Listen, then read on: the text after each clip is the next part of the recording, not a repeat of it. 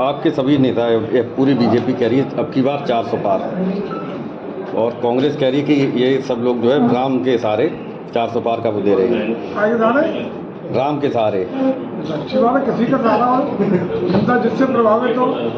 सनातन हमारी मूल भारत की आत्मा है। भारत माता का सम्मान पूरा देश करता है। आराध्य देव राम की संतान, कृष्ण की संतान, भोले बाबा की संतान, सनातन परंपराओं का सम्मान देश का सम्मान है। हम लोग कोई उस आधार पर चुनाव नहीं लड़ रहे, लेकिन जनता के दिल में आस्था सनातन संस्कृति के विरुद्ध है तो उसको कौन रोक लेगा। आधार क्या है, लेकिन अकेले हम उसके आधार पर कोई चुनाव नहीं लड़ रहे। हमारा आधार है मोदी जी के नेतृत्व में पिछले 10 साल में गांव के गरीब से लेके, महिला से लेके, किसान से लेके, नौजवान से लेके सभी के हितों के लिए किए गए कार्य, सबका साथ, सबका विकास, देश का बढ़ता हुआ इंफ्रास्ट्रक्चर, देश का बढ़ता हुआ दुनिया में संदेश, देश की बढ़ती हुई मजबूत आर्थिकी, देश की सामरिक ताकत और देश में जिस तरीके से भ्रष्टाचार के खिलाफ मोदी जी की मुहिम, इसलिए जनता को विश्वास है कि मोदी जी के हाथों में हमारा देश सुरक्षित है, हमारे हित सुरक्षित है, हमारा बच्चों का भविष्य सुरक्षित है। इसलिए अब पूरे देश की जनता मोदी जी की गारंटी मानते हुए आज रामनवमी है, लेकिन प्रोफेसर राम गोपाल यादव ने कहा कि मैं ये पाखंड वगैरह नहीं करता हूँ। ये क्या पहली बार रामनवमी आई है? जबकि सवाल ये था उनसे कि रामलला की प्राण प्रतिष्ठा होने के बाद पहली बार ये रामनवमी नहीं, तो अगर वो रामलला के भक्त नहीं है, सनातन को नहीं मानते हैं, तो यही तो इन्होंने किया ही है। तुष्टीकरण की नीति के आधार पर पूर्व की सरकारों में यही किया ही है, वो गलत नहीं कह रहे।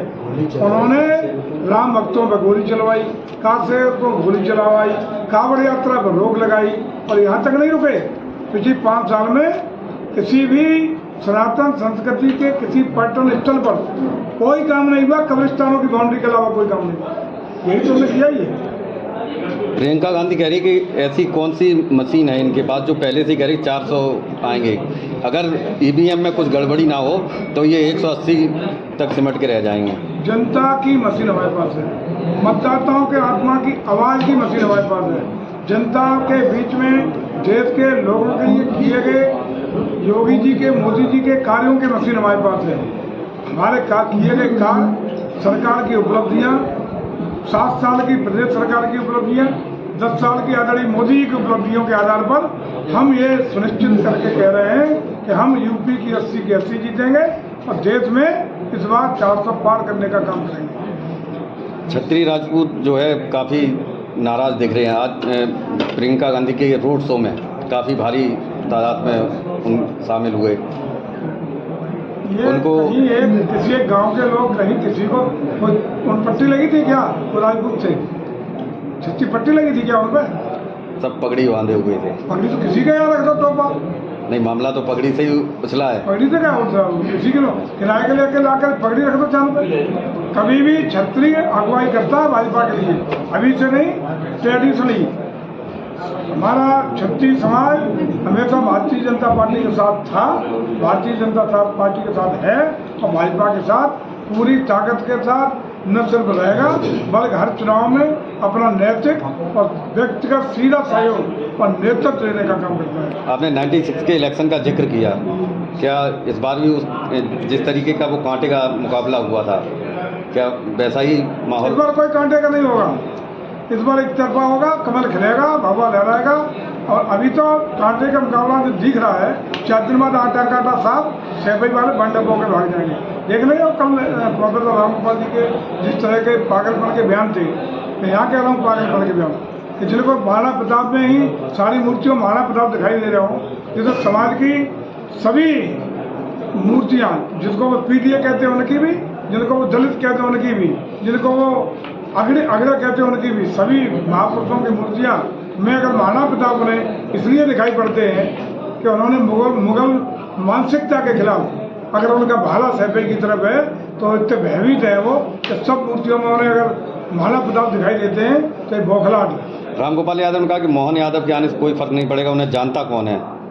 ये नहीं कहा, उन्होंने कहा कौन मोहन यादव, कौन मोहन यादव, ये कहा है, हम नहीं जानते।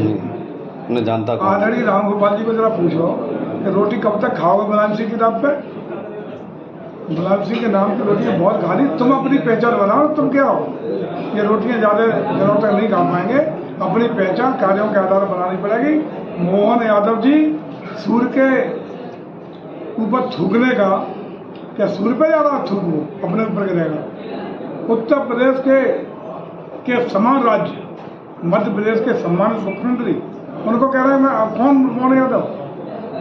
हम पब्लिक भी मजाक बना रही, हंस रही है। बसपा ने अपना कैंडिडेट चेंज किया है, गुलशन साकी की जगह शिव प्रकाश यादव को।